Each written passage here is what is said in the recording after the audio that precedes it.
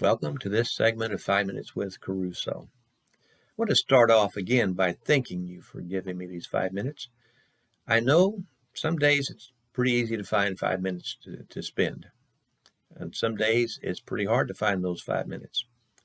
My goal is that when you tune into this channel that you are blessed and that you decide it was a worthwhile 5 minutes. And I hope that what I'm doing is enabling you or empowering you or equipping you to enjoy this book, this Bible, every time you read it. It should never be a chore. It always should be a blessing. It should be a joy. And I hope I help you do that. Now, where we are right now is looking at Genesis 1 through 11, this very beginning of this book. I spent a lot of time with you in chapter 1 because it's pretty important, and hopefully you realize that.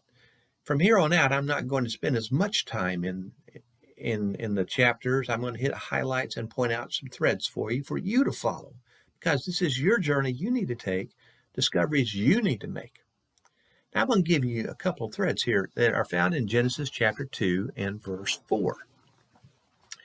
If you read that verse, it starts off with, "This is the account of the heavens and the earth when they were created." This is the account, is the thread. You're going to see that several times as you read these 11 chapters in Genesis. You're going to see it in chapter 2, verse 4. You're also going to see it in chapter 5 and verse 1. And you're going to come across it in chapter 6 and verse 9, and chapter 10, verse 1, and chapter 11, verse 10, and chapter 11, verse 27.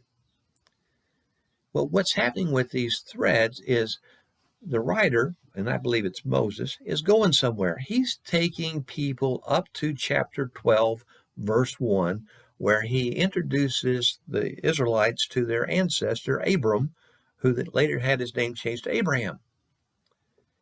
And when you read, this is the account, he's sharing with those people another link from the beginning, when God started creating, to the point where God began to talk to Abraham.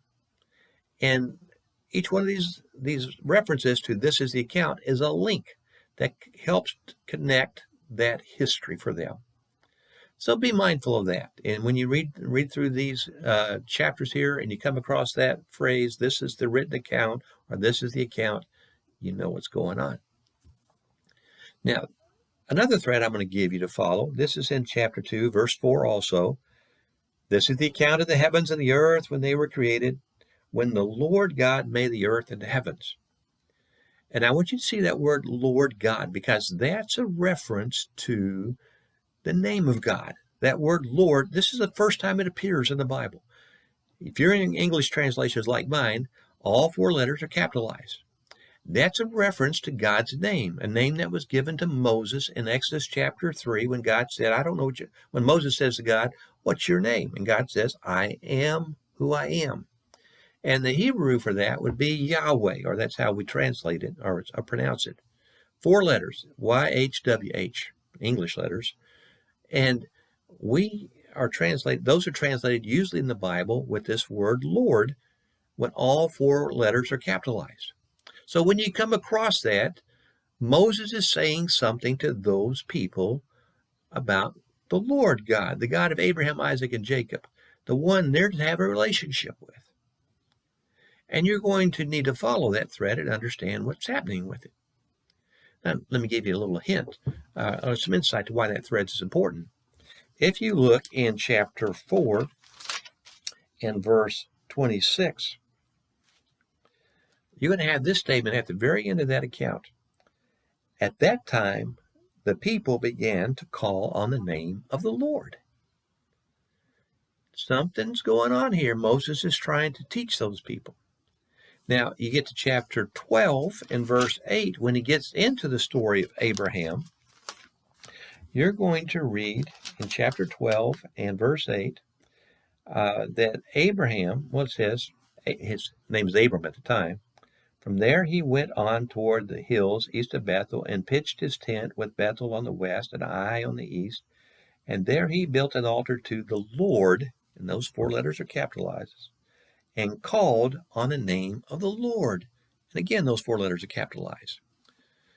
When Moses uses this word, the name for God, when he puts that in there, he's calling the people who read this book to have a relationship with this Lord.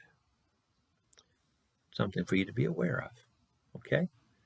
So those are some threads to follow, and we'll pick up on some other insights the next time we get together.